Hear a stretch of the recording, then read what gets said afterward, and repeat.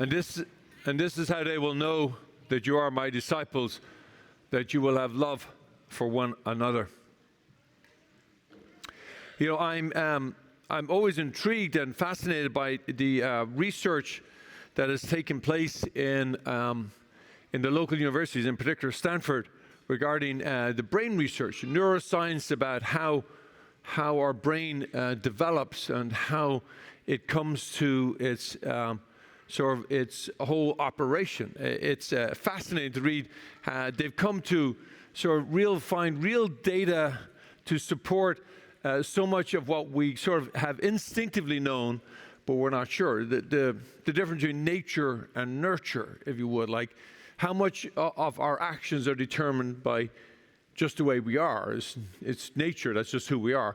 Or versus how much can be brought about by nature, in which the way we develop habits and patterns.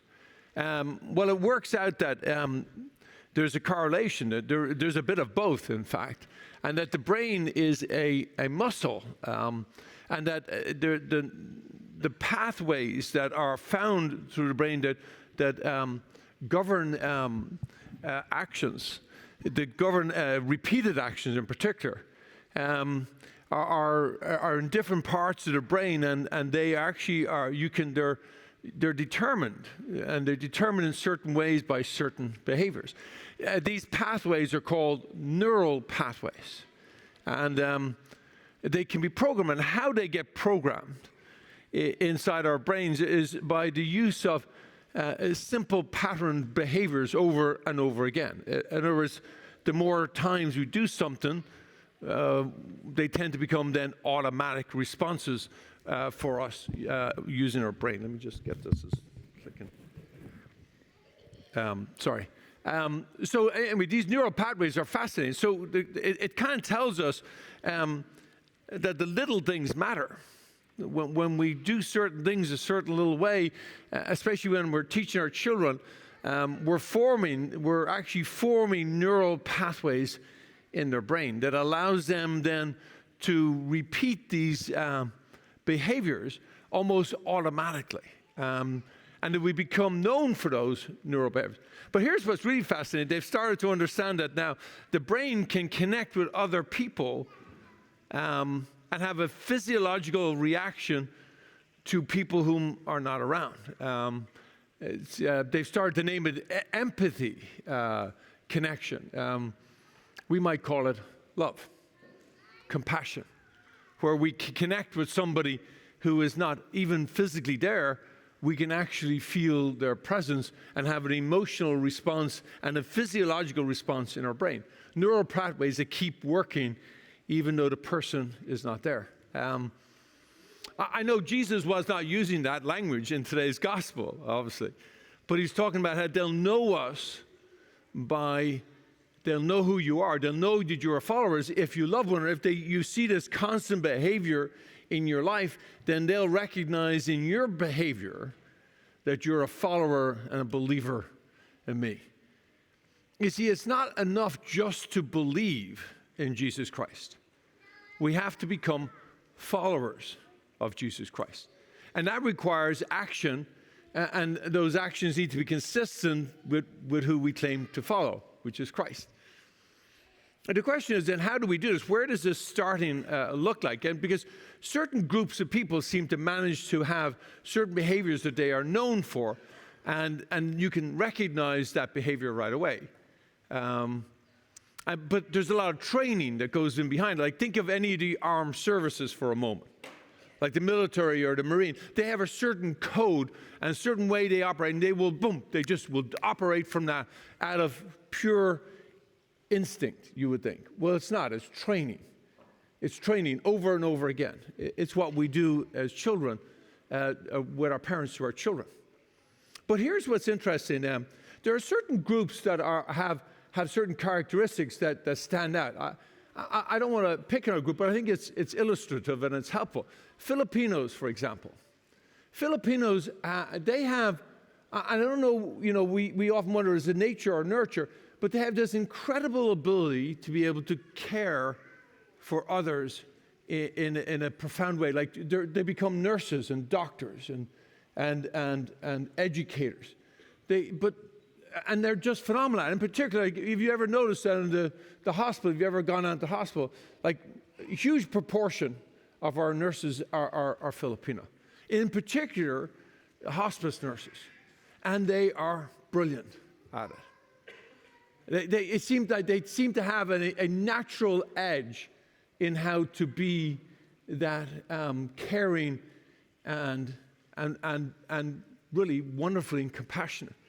But if you look into their culture, right, they have certain things which they have, yes, agreed upon. Like they value elders in such a way that, and it's not just their own elders, as in their parents, their grandparents, but all grandparents, all elders are treated with a level of respect.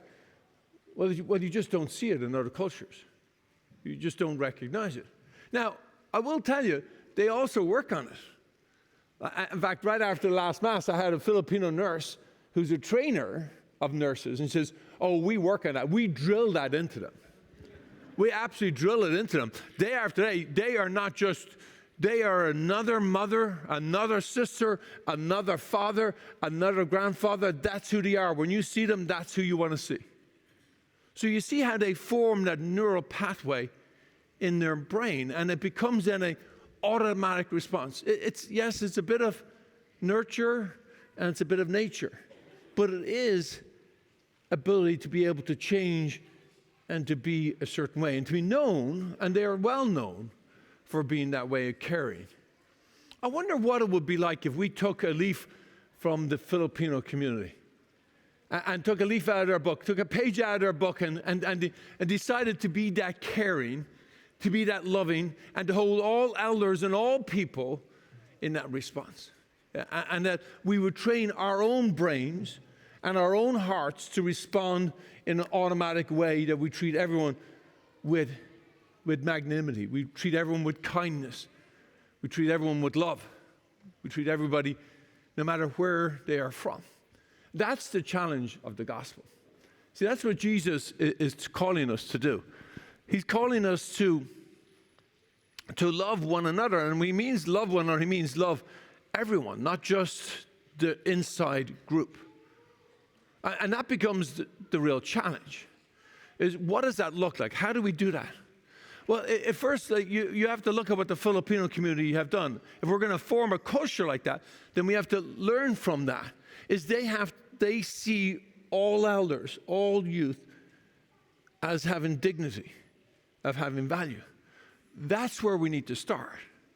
We need to start with recognizing that every human being has a value, an inherent human dignity. And no matter what they do or what they say or what they profess or where they're from, that we will treat them with respect and with love. You see, and then we follow that value set, that premise, and then we operate out of small little ways, constantly developing our neural pathway by being kind to every single person that we meet. And we get practice and practice to the point where it just becomes an automatic response. So what would it be like if this community was known for that? What if we said, like, what is it that they do over at St. Simon's?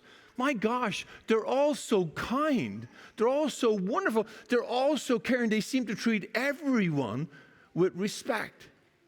You see, that's the challenge of the gospel. That is what Jesus is asking of us today.